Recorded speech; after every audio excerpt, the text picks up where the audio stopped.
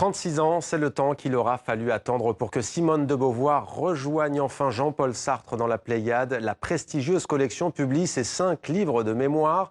Le deuxième siècle, livre manifeste du mouvement féministe, n'a pas été retenu, on va en parler. Qu'à cela ne tienne, l'essai le plus connu de Simone de Beauvoir vient d'être publié sous sa forme manuscrite aux éditions des Saints-Pères. Avec nous ce soir, Sylvie Lebon de Beauvoir, bonsoir. Soyez la bienvenue sur TV5 Monde. Vous êtes la fille adoptive de Simone de Beauvoir, vous êtes philosophe, professeur de philosophie et vous êtes également éditrice. Et je précise que vous êtes la légataire des droits de l'œuvre de Simone de Beauvoir, de la grande philosophe et de la grande écrivaine, et que vous effectuez depuis maintenant des années un travail remarquable pour perpétuer son œuvre.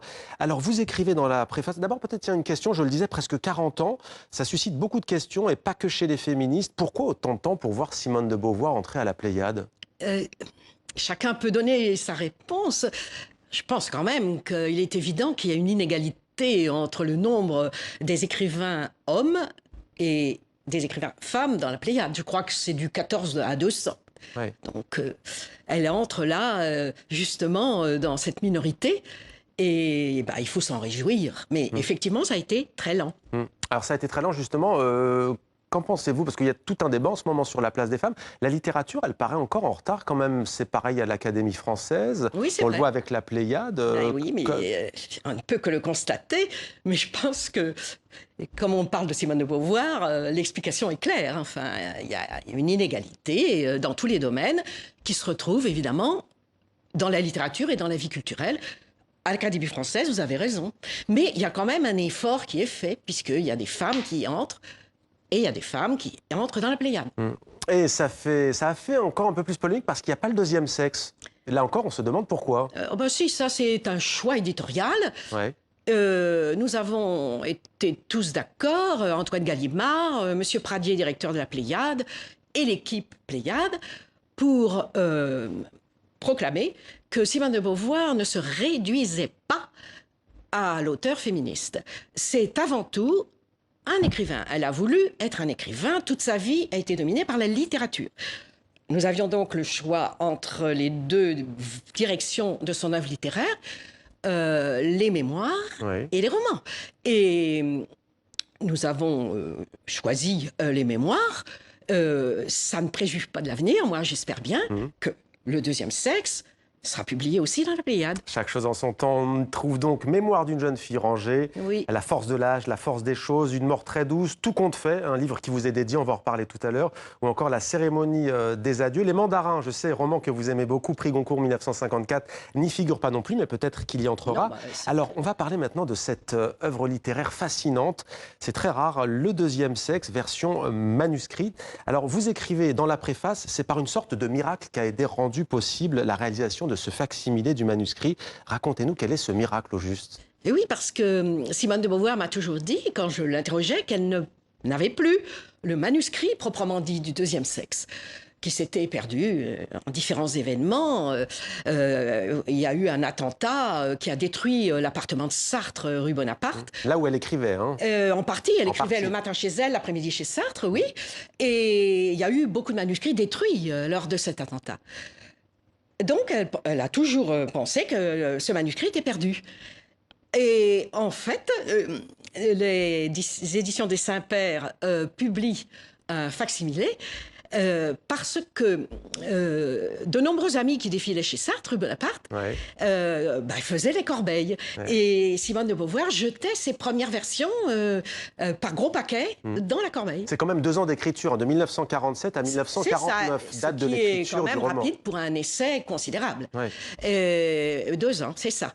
Et donc, longtemps après la disparition de Simone de Beauvoir, ces versions primitives se sont retrouvées dans des ventes, etc. Bref, se sont retrouvées à la Bibliothèque nationale de France, ce dont je me réjouis.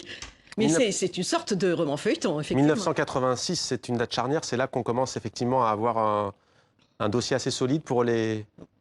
Oui, enfin, ça, j'avoue que je ne me rappelle pas en quelle année la Bibliothèque nationale a acquis Ouais. ce... En tout cas, on trouve, on l'a vu à l'image, hein, Mais c'est c'est assez après la fascinant. disparition, Simone de Après Beauvoir. la disparition, on voit bien entendu des brouillons, on voit des fragments rassemblés, conservés, vous l'avez dit, à la BNF. Il y a parfois des tapuscrits corrigés, c'est-à-dire des Oui, manuscrits dactylographiés. oui. Alors, ce qui est assez fascinant aussi, c'est que c'est très, très difficile de la déchiffrer. Ah. Et ça ne vous surprend pas, ça dit Non. beaucoup de choses. Ah bah, l'écriture de Simone de Beauvoir a toujours été un problème.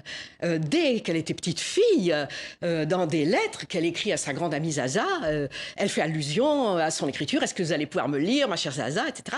Ses parents ont essayé de lui donner des leçons pour redresser son écriture. Plus tard, Sartre se plaint beaucoup aussi d'avoir du mal à déchiffrer ses lettres. Moi, je peux vous en parler aussi. Quand on recevait une lettre, c'était une torture parce que c'était un plaisir, mais en même temps, on n'arrivait pas toujours à tout lire. Bon, et donc, dans ces manuscrits, malgré tout, elle s'applique. Là où c'est vraiment terrible, c'est dans les correspondances. Et d'ailleurs, vous dites, vous, que c'est peut-être la rançon de la rapidité Certainement. extrême de l'écrivaine. C'est ça qui la Très caractérise. rapide. Et il y a aussi des abréviations. Donc, c'est assez difficile et je suis contente qu'on puisse en voir un exemplaire. En quoi c'est émouvant pour vous, on l'imagine en étant bien entendu sa fille, mais aussi d'un point de vue littéraire? Ah oui. On perçoit beaucoup de choses. Hein. Je crois que c'est très émouvant de toucher, de manipuler des manuscrits. C'est presque un contact vivant avec l'auteur. Et c'est le réceptacle de ce qui est le plus essentiel pour elle, sa pensée, sa sensibilité d'écrivain. Et c'est vivant, un manuscrit, oui. Est-ce que vous pouvez nous donner un peu de couleur? Comment écrivait-elle? On voit parfois des pages totalement raturées, on sent parfois de la colère, parfois de la passion. On sent... Comment écrivait-elle? Qu'est-ce qui l'inspirait? Je pense que, d'abord, elle n'a jamais usé de machine à écrire. Donc, elle écrivait toujours à la main. Et elle commençait par faire ce qu'elle appelait du gâchis, c'est-à-dire que tout ce qui lui venait à l'esprit, elle le rédigeait. Alors ça, c'est terrible. Ces premières versions, c'est ce qui est le plus illisible. Et c'est encore plus rapide que d'habitude, c'est possible. Puis après, bien, elle travaillait énormément. Elle réécrivait. Par exemple, La force des choses, on a 3, 4 versions successives dans le manuscrit, vous voyez. Et quand elle est arrivée à un certain état de son travail, elle le faisait lire à Sartre. Et là, ils discutaient. Il se faisait pas de cadeaux. J'ai assisté à certaines de ces séances. C'était réciproque. Et j'ai entendu Simone de Beauvoir dire à Sartre, mais qu'est-ce que c'est que ça ça va pas du tout. Ça n'existe pas. Qu'est-ce que c'est, etc. Et alors, lui, c'était pareil. Bon, il se critiquait. Et à ce moment-là, elle faisait dactylographier. C'est pourquoi vous avez certaines pages dactylographiées. Et elle retravaillait sur la dactylo. Ensuite, vous aviez les épreuves, proprement dites, de l'ouvrage. Et vous savez que les écrivains aussi retravaillent sur les épreuves. Et il y a notamment cette phrase de Jean-Paul Sartre qui lui dit, en écrivant ce livre, « Vous êtes devenu féministe ». Et la réponse de Simone de Beauvoir, « Je suis devenue féministe, surtout après que ce livre eût existé pour d'autres femmes ». Qu'est-ce qu'a représenté pour elle ce livre, au juste? À l'époque, il fait beaucoup parler, mais il a aussi un succès international. Oui. Alors, donc, le deuxième sexe date de 1949. Mais il faut bien voir qu'elle l'a écrit, c'est un essai théorique. Elle l'a écrit en tant que philosophe, de réflexion générale et abstraite sur la situation de la femme. Et elle l'a écrit parce qu'elle voulait d'abord écrire sur elle-même, et elle s'est aperçue, ça paraît évidemment étrange, mais qu'elle était une femme. Naturellement, elle le savait, mais elle n'avait jamais réfléchi, vous voyez, de façon approfondie sur les conséquences que ça avait. Et c'est parce qu'elle-même, elle n'a jamais souffert de sa féminité. Elle n'a jamais été traitée en inférieure par ses amis, ses camarades, Sartre, Merleau-Ponty, non, jamais. Et les professeurs aussi sont très protégés. Il y a une égalité dans l'éducation nationale entre les professeurs. Donc, elle n'avait jamais ressenti l'infériorité des femmes. Et c'est cette sérénité, justement, qui lui a permis de réfléchir de façon objective. Mais quand elle a écrit en 1949, moi, je ne dirais pas comme Sartre qu'elle est devenue féministe. Parce que le féminisme, à cette époque-là, ça n'existait pas. Et il faut se transporter de 1949 à 1971, à l'apparition du MLF en France, qui suivait l'apparition des mouvements féministes aux États-Unis, pour que là, elle se transforme de théoricienne en militante féministe. Là, elle est vraiment, d'ailleurs elle l'a dit, devenue féministe. En quoi est-il d'actualité cet essai, selon vous, aujourd'hui, avec tout ce débat sur la liberté des femmes, mais aussi contre les violences sexuelles faites aux femmes? Bien, vous savez que sa thèse fondamentale, c'est que les femmes sont le second sexe. C'est-à-dire, elles sont secondarisées, dépendantes, aliénées, au sens où elles n'ont pas le sens et la direction de leur vie entre leurs mains comme les hommes. Et malheureusement, ça n'a pas disparu aujourd'hui. La femme, son grand thème, c'est la femme, c'est l'autre, c'est l'objet. C'est l'homme qui est le sujet. Eh bien, elle est objet, en particulier objet sexuel. Et on débouche sur l'actualité. Et le harcèlement sexuel qui a vraiment fait une sorte de tremblement de terre depuis quelques mois. Et malheureusement, ça prouve que les thèses du deuxième sexe sont toujours d'actualité. Un livre à relire donc. Oui. Simone de Beauvoir vous a dédié le livre Tout compte fait. Il s'agit de l'avant-dernier volume des Mémoires de la romancière. Quel rapport entreteniez-vous avec elle? Oui, effectivement, elle m'a dédié Tout compte fait.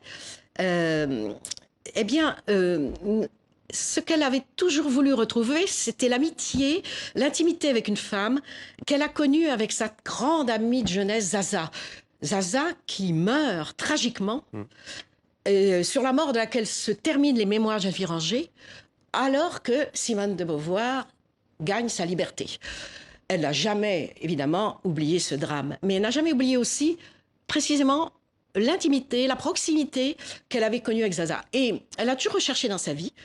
Et je pense que c'est ce qu'elle a trouvé avec moi. Et ça, c'était tout à fait inattendu. Naturellement, on avait une grande entente intellectuelle, mais c'était bien au-delà de ça.